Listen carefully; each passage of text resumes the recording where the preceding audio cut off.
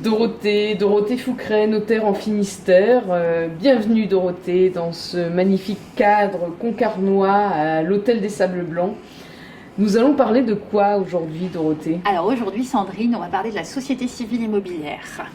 Alors ça sert à quoi une SCI? Une société civile immobilière, c'est un contrat entre au moins deux personnes. C'est une personne morale qui va être différente de ses associés. Et c'est à la fois un outil de détention, un outil de gestion et un outil de transmission. Et parfois, un outil d'optimisation fiscale. Après, il faut faire attention à certains inconvénients. Alors pour détailler un petit peu, l'outil de détention, pourquoi? Parce qu'il permet d'échapper à l'indivision. En effet, plusieurs personnes vont détenir au travers de la structure sociale un bien. Elles vont au travers des statuts organiser les pouvoirs de la gérance, de l'assemblée des associés. Plusieurs majorités sont envisageables selon la gravité des décisions à prendre. C'est aussi un outil de gestion parce que la société, elle va permettre de dissocier l'avoir et le pouvoir. Ça signifie que la société, elle est administrée par un ou plusieurs gérants qui représentent la personne morale. Et face au droit des incapacités ou en cas de transmission, c'est éminemment important de différencier l'avoir et le pouvoir.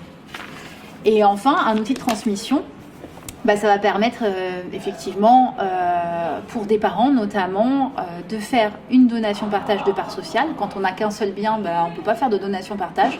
Mais quand on a un bien dans une SCI, on peut faire une donation-partage des parts de SCI. On peut aussi donner la nue propriété uniquement. Et puis surtout, on peut se conserver le pouvoir de gestion de cette société. Ensuite, concernant la fiscalité, ce sera un choix à faire avec votre conseil sur l'impôt sur le revenu ou l'impôt sur les sociétés. Alors, quand est-ce qu'on fait ce type de société, Dorothée? Très souvent, la société, elle va naître au moment d'une acquisition, puisque dans ces cas-là, il n'y aura pas de droit de rétractation. Et puis, il n'y aura pas non plus de conditions suspensives d'obtention de prêt, sauf à la prévoir conventionnellement, donc avec l'accord de votre vendeur. Alors, c'est quoi les contraintes? Alors, la constitution d'une société, ça va comporter quand même différentes contraintes. Tout d'abord, il va falloir tenir un secrétariat juridique. La perception des liquidités de la société, ça va nécessiter un formalisme juridique, notamment au moment de la distribution d'un résultat exceptionnel.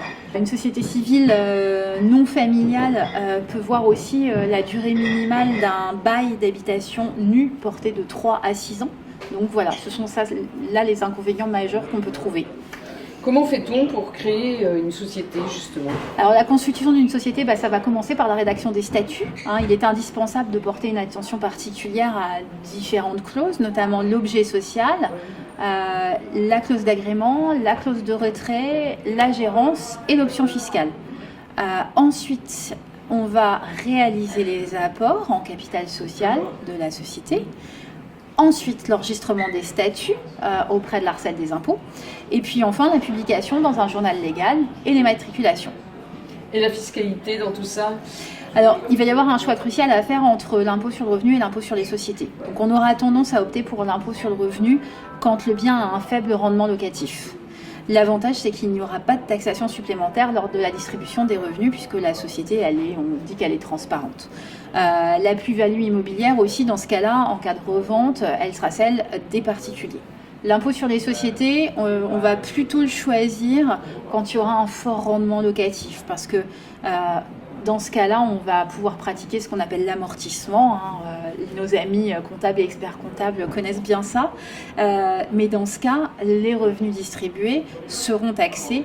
Et évidemment, le mécanisme de la plus-value immobilière en cas de revente, ce sera celle d'un résultat d'entreprise. Donc, on n'aura pas du tout les mêmes avantages. Alors, pour résumer, Dorothée, pourquoi est-ce que l'on fait une société?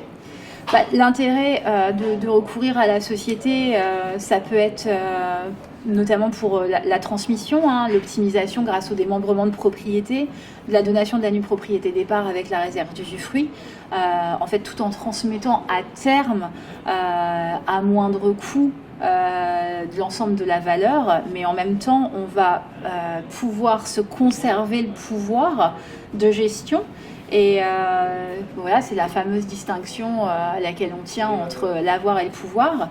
Et puis, s'il n'existe qu'un seul bien immobilier, la mise en place d'une société, ça va permettre de procéder à la transmission par voie de donation-partage, qui est chère à notre cœur de notaire. Et puis, ça évitera évidemment les règles de l'indivision qui restent un régime précaire. Eh bien, merci beaucoup Dorothée pour tous ces conseils si précieux. Merci également, bien sûr, à l'Hôtel des Sables Blancs de Concarneau de nous offrir ce cadre, et on vient de voir que le soleil vient de se coucher sur la mer. C'est vraiment très très chouette. Ça change de la SCI, Dorothée. Bonne soirée, merci beaucoup. À bientôt. À et bientôt. On se retrouve la prochaine fois pour de l'assurance vie. Super, merci beaucoup, à bientôt. À bientôt.